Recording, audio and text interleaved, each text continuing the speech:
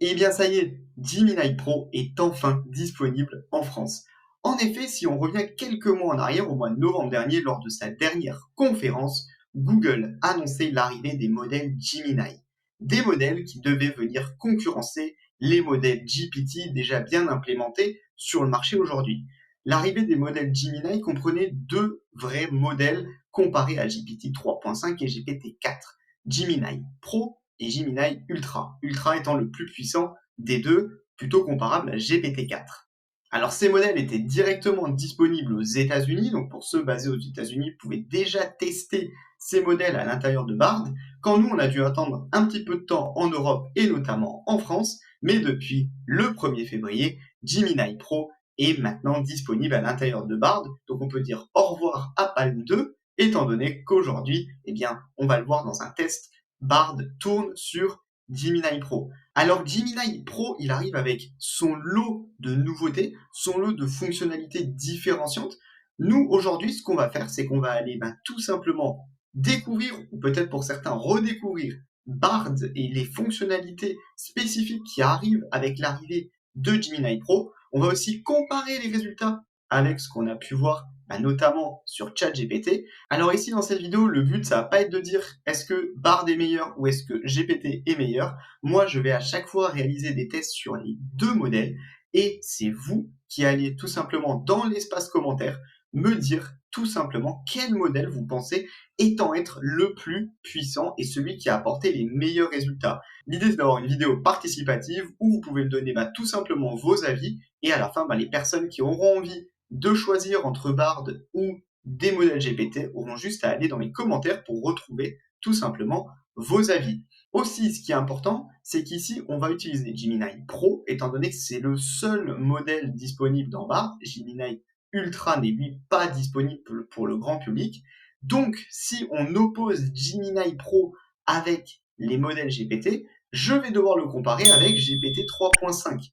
Et c'est là qu'on va voir aussi beaucoup de différences. Certaines des fonctionnalités vont être gratuites, par exemple, notamment dans Bard, alors qu'elles vont être payantes sur GPT-4. Donc voilà un petit peu tout ce qu'on va voir aujourd'hui dans la vidéo, et on va essayer de se faire un avis tous ensemble sur ces deux modèles pour essayer de savoir si finalement Gemini Pro est la révolution tant attendue côté Google pour revenir dans la course à l'intelligence artificielle, aujourd'hui bien menée par les modèles GPT et donc par OpenAI. Alors juste avant de rentrer dans Bard, je voulais ici te partager un classement des modèles d'intelligence artificielle disponibles aujourd'hui sur le marché. C'est une étude qui est super intéressante. Pourquoi ? Parce que si on se souvient bien, lorsque Google a annoncé Gemini, il y a eu quand même un effet bad buzz autour de l'arrivée de Gemini, avec des personnes qui ont évoqué que les démonstrations étaient fausses, qu'elles étaient truquées, etc. Alors que ici, on est sur un modèle qui permet d'évaluer les modèles d'intelligence artificielle d'un moyen 100% fiable. En fait, Chatbot Arena, ça permet, sur une population sélectionnée de 200 000 personnes, de pouvoir taper des prompts et d'avoir à chaque fois deux recommandations entre deux réponses qui sont apportées à un prompt. Une à gauche, une à droite, de manière très simple. Et à chaque fois, l'utilisateur, parmi les 200 000, va pouvoir choisir la meilleure des réponses entre les deux. Et à la fin, ils sont capables de faire des tableaux et de savoir finalement quelle solution, quel modèle de LLM a apporté les meilleurs résultats. Ici, on retrouve en tête GPT-4 Turbo, ça c'est incontestable, le meilleur modèle du marché actuellement. Mais si on regarde sur les derniers tests, Gemini Pro, ici au niveau de Bard, arrive maintenant en deuxième position.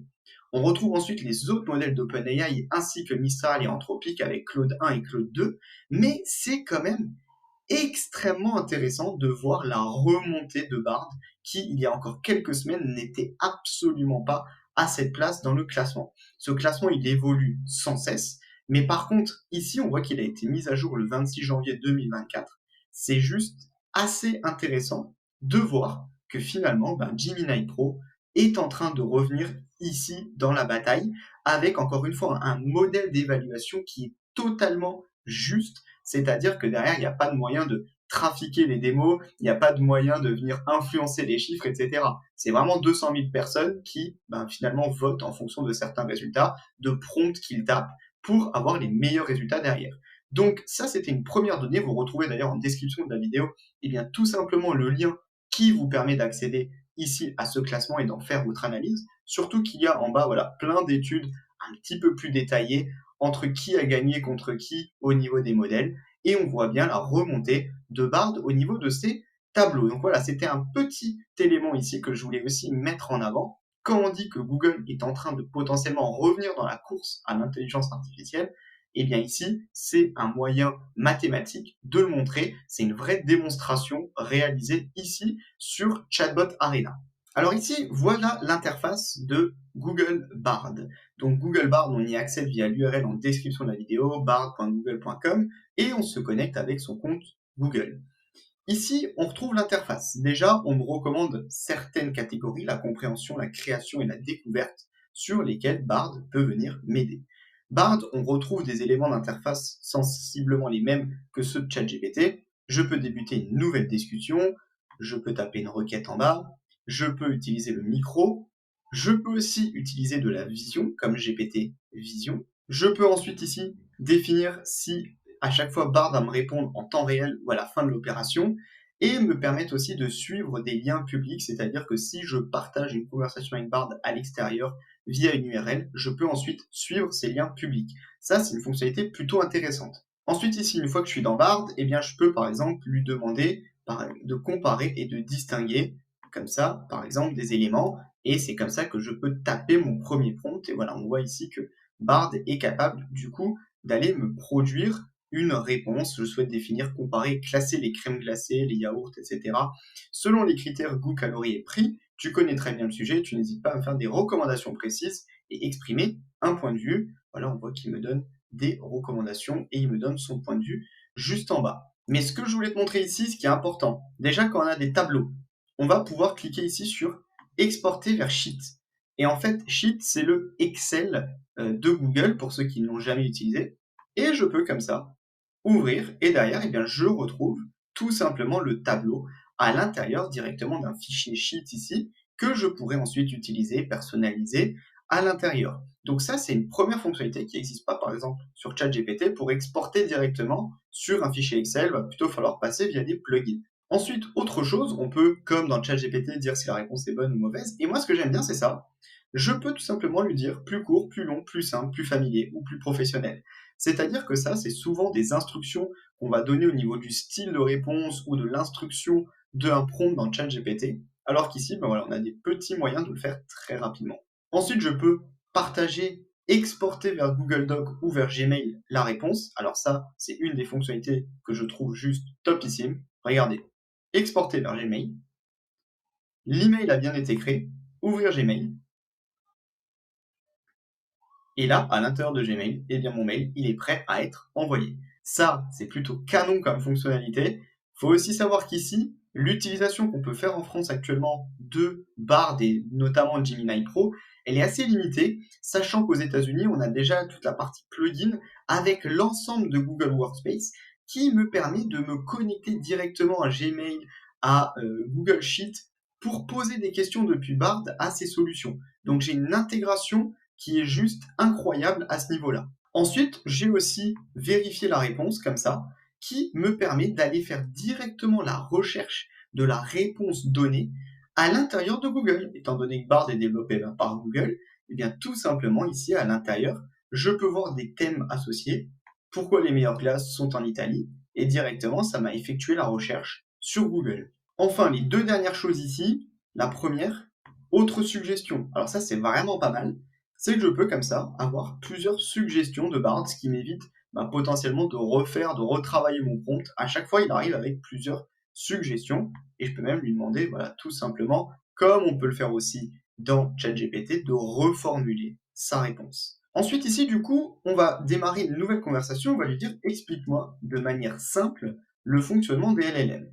Et il va comme ça me donner sa réponse autour de l'apprentissage, fonctionnement, application. En résumé, voici quelques exemples de LLM connus. Bard, celui qui vous répond, GPT 3.5, Lambda, Jurassic. Ici, moi, je vais quand même lui dire, quel modèle utilises-tu pour me répondre?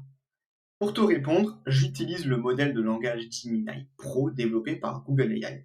Donc on voit très bien qu'on est ici tout simplement sur une vraie utilisation de Gemini Pro et pas encore sur du Palm 2.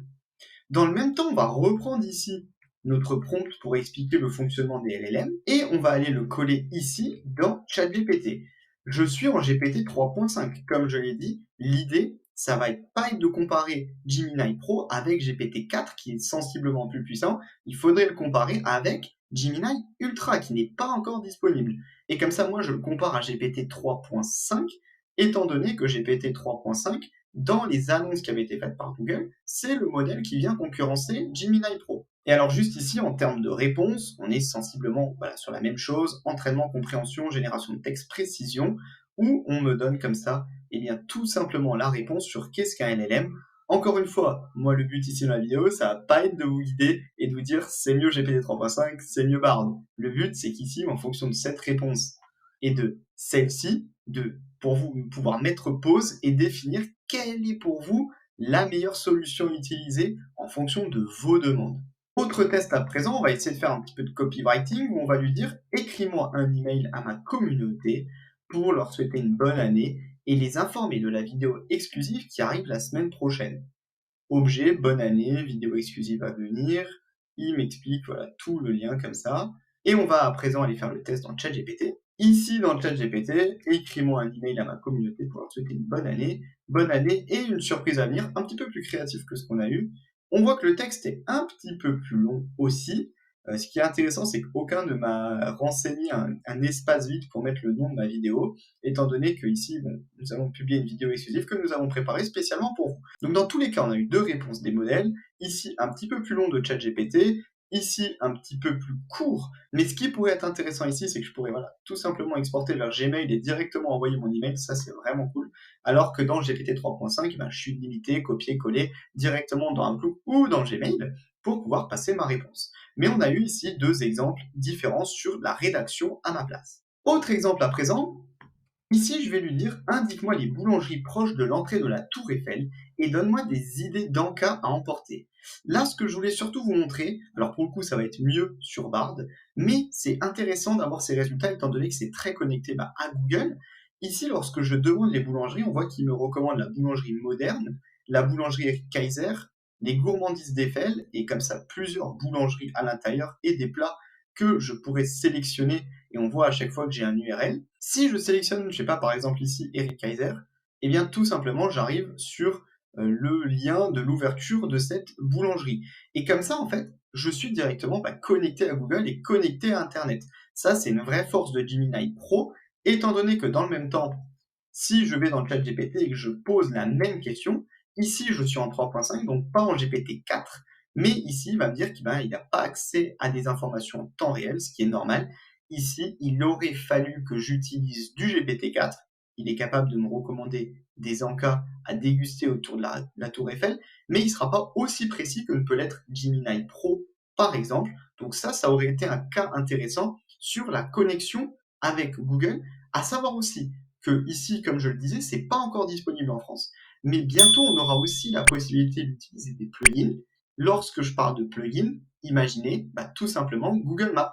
Je pourrais avoir Google Maps directement dans Bard. Je pose ce type de questions et là, Bard va directement me dire, en effet, ici, j'ai retrouvé ces endroits dans Google Maps, voici comment y aller. Ça va être une vraie force de Google Bard et avec l'arrivée de Gemini pour pouvoir tout simplement étendre des scénarios à l'écosystème Google. Petite pause dans la vidéo pour t'indiquer qu'en description de cette vidéo, tu retrouveras mon guide gratuit ChatGPT Master. C'est un guide qui te donne toutes les bases pour débuter parfaitement avec ChatGPT. Ce guide, il est totalement gratuit. Il suffit de renseigner 0 ici et de l'ajouter au panier et il sera gratuit. Tu le recevras en quelques secondes par email. Il a déjà été téléchargé plus de 25 000 fois en 2023. J'imagine même pas ce que ça va être en 2024 avec l'explosion de l'intelligence artificielle. Tu retrouveras à l'intérieur plusieurs ressources, dont Prompt Fornox avec plus de 800 prompts prêts à l'emploi, des palettes de templates de prompts à personnaliser, des GPTs ultra puissants, plus de 100 outils d'intelligence artificielle gratuits à utiliser dans ton quotidien. Et tout ça, c'est totalement gratuit à l'intérieur de ChatGPT Master. Renseigne bien encore une fois ici 0 pour pouvoir y avoir accès. Et tu retrouveras aussi ma masterclass pour maîtriser le prompt engineering et intégrer l'intelligence artificielle dans ton quotidien, que ce soit avec Bard ou avec ChatGPT ou avec n'importe quel autre outil. Cela te donne toutes les bases du prompt engineering. Cette masterclass, il y a eu plus de 100 participants dans la bêta en 2023 et déjà plus de 500 participants en 2024 avec des avis extrêmement positifs. Tu retrouveras tout son contenu juste ici. N'hésite pas à prendre quelques secondes pour découvrir toutes ces ressources. À présent, si je passe sur un prompt avancé ici, j'ai écrit un prompt pour trouver 10 idées intéressantes sur une présentation en biologie et je lui ai mis un rôle. Tu es professionnel du brainstorming, capable de générer de nombreuses idées en peu de temps. Inspire-toi d'informations pertinentes sur ce domaine. Tu dois faire preuve de créativité.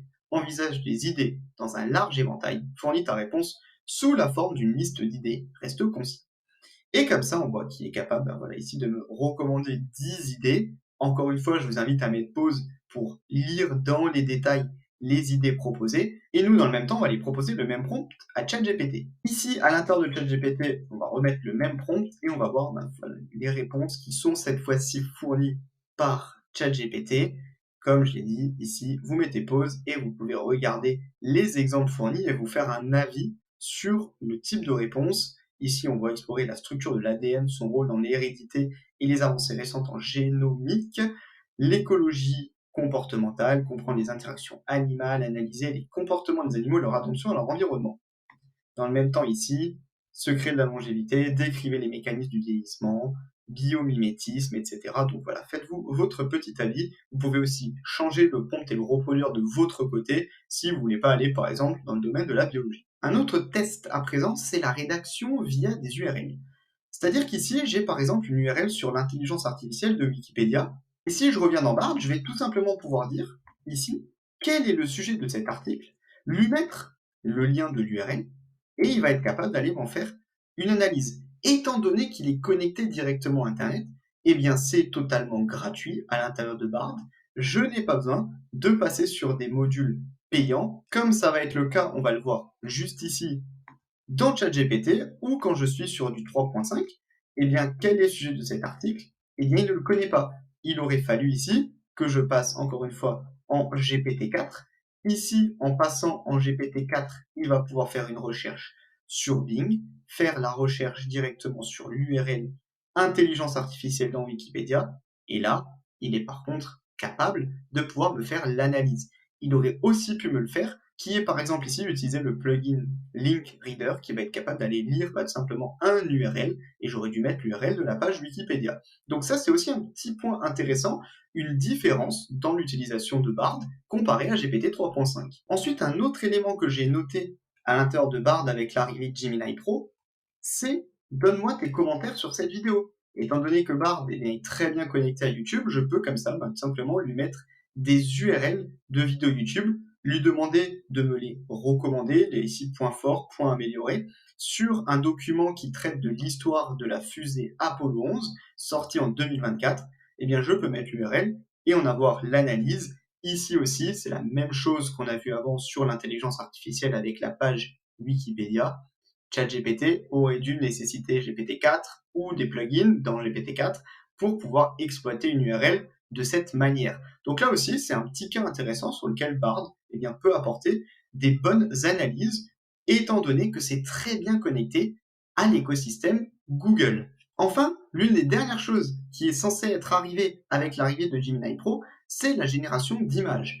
Mais que cela soit aujourd'hui en français ou en anglais, il n'est pour l'instant toujours pas possible de le tester. Je voulais vous le montrer ici en créant l'image par exemple d'un chien sur une planche de surf, mais on voit qu'à chaque fois, il va me répondre que c'est quelque chose qu'il n'est pas capable de faire, que cela soit en français ou en anglais. Pourtant ici, lorsque l'on lit l'article officiel de l'annonce de Gemini Pro, il est inscrit qu'il est normalement censé capable dans tous les pays de générer des images à l'intérieur de Bard, mais pour autant, moi j'en ai fait le test et comme on l'a vu avant, ce n'est pas possible. C'est censé utiliser le modèle image gen 2, mais ce n'est actuellement pas possible ici. On voit que eux, ils ont essayé de faire le même test que moi et ils ont eu du coup des résultats ici d'un chien sur une planche de surf. Je voulais comparer les résultats avec DALL-E 3, mais pour le moment, ça ne semble pas encore être disponible, mais ça devrait, à mon avis, arriver dans quelques jours, dans quelques heures. Peut-être que pour les personnes qui regarderont cette vidéo à l'heure à laquelle vous la regarderez, eh bien, en fait, la génération d'images sera peut-être déjà disponible. En attendant, nous, on arrive à la fin de cette vidéo de découverte de Bard suite à l'arrivée en France de Gemini Pro. On a pu comparer plusieurs prompts, plusieurs résultats entre Bard et ChatGPT, notamment GPT 3.5. N'hésitez pas, comme je l'ai dit, le but de cette vidéo, ce n'était pas de vous recommander Bard ou de vous recommander ChatGPT, c'est de vous permettre d'avoir un avis et de débattre ensemble des différentes solutions qui existent et de me dire de votre point de vue, au vu des éléments que j'ai exposés, des tests que vous avez peut-être déjà fait, quelle solution vous semble être la meilleure actuellement? Est-ce que Bard, avec l'arrivée de Gemini Pro, donne une vraie possibilité à Google de revenir en force dans la course à l'intelligence artificielle? Faites-moi savoir vos avis directement dans l'espace commentaire. Le débat est tout à fait ouvert entre nous. On peut se partager tous ces éléments. Et pour ceux qui souhaitent pas manquer une seule de mes prochaines vidéos dédiées à l'intelligence artificielle, au low-code, à la productivité, il n'y a qu'un seul bon réflexe à avoir, c'est celui de s'abonner à la chaîne.